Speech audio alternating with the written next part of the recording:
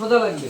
হ্যাঁ, এই জন্য বললাম ভদ্র গরু, কারণ অপরিচিত লোক যখন অনেকগুলো দেখবে তখন কিন্তু দুষ্টামি করবে। এখানে ধরেন এই জায়গায়, এই পয়েন্টটাতে, এই পয়েন্টটাতে, এই পয়েন্টটাতে, হ্যাঁ এই পয়েন্টটাতে একটু বাঁকা হবে, সমস্যা নেই, যেগুলো কষে ধরেন সমস্যা নেই।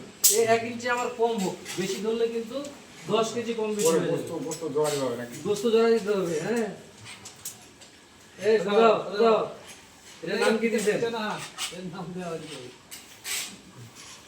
নাম দেওয়া হ্যাঁ ইয়া ইয়া ইয়া ইয়া খান, এর নাম হইছে ইয়া ইয়া নেকমত নেকমত পাটি পরে হইতা না কোন চলে গেছে এটা হইলো কি যে বুঝা ভালো।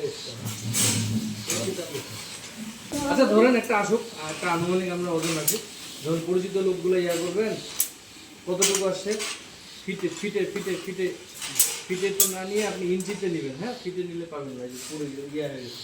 কত আসলো?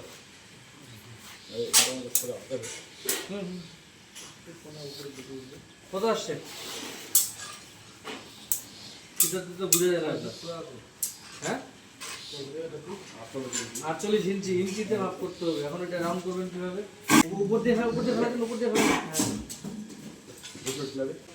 আসো আসো মিস্টার নেকমুরদ, এই দড়িতে লাগছে, একদম চাপ চুপ দিয়ে নেন, সবসময় টাইট করে দেবেন, আপনার মাল মাল পাবো। এই দেখছেন যে 60 48, হ্যাঁ এখন হিসাব করেন, এমন করে না, জলদি জলদি না, দিন করতে হবে।